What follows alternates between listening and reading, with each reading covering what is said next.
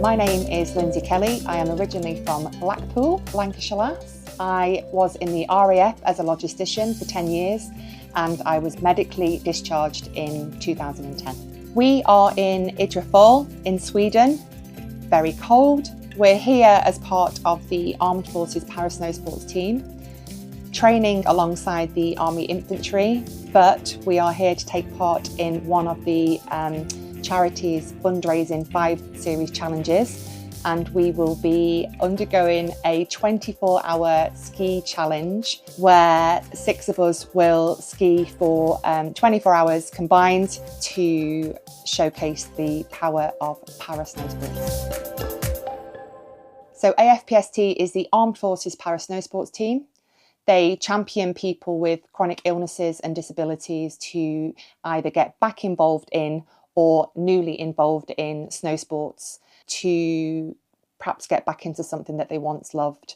So I actually, in the run-up to coming to Sweden, really struggled with anxiety and was quite obsessed about my worries in terms of, what can I expect? How cold is it going to be? Who am I going to be skiing with? What are the infantry going to be like? What's the stadium going to be like? What's the accommodation going to be like? All these thoughts in my head that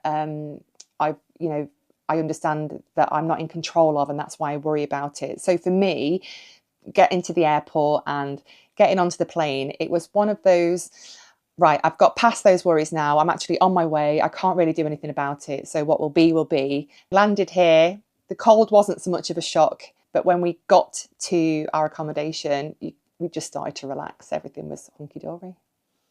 The first day of skiing, I didn't actually want to go out skiing. I'm very scared of the snow. I'm not really, I can't put my finger on what it is about it that frightens me. I don't know whether it's the slip, the feeling of not being in control, worry about falling over, or perhaps looking silly. I really can't quite get my head around it. And I didn't want to go out on the snow. I just wanted to stay here in the accommodation, be warm, just let everyone crack on and come back later on. But obviously, we came out onto the snow. The scenery is just breathtaking here. It's beautiful. The cold takes your breath away a little bit. And I just didn't want to do it. And then as soon as I put the skis on and had a little go, I thought, okay, right, we're getting into this now. We're getting into the swing of things now. And oh, yeah, actually, I can move. Everything's all right. I'm not going to fall over. Yep, I'm warm enough. Everybody's getting on okay. But I think for me, because I'm a novice and I'm not very confident on the snow, I do still very much live in the past, and I'm grieving for the person that I perhaps was before I was injured. And I think the realization that, recovery is a forever thing, not just a few months situation and then you're back to the way you are before, is something that's hit me quite hard. But when you are in an environment like this with other people that are struggling with either physical injuries and mental health injuries, or both actually, you're almost inspired to continue because they do. It's a really lovely environment to be in.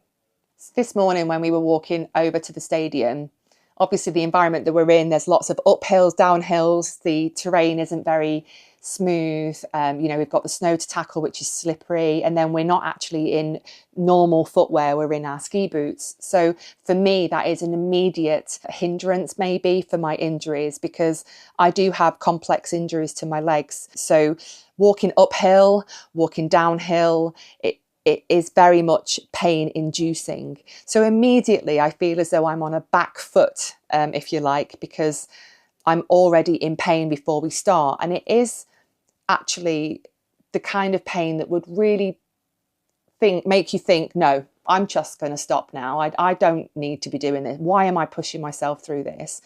And sometimes I worry that when I'm in pain in my legs, I'm probably going to be doing myself some harm just because of the way that those injuries work.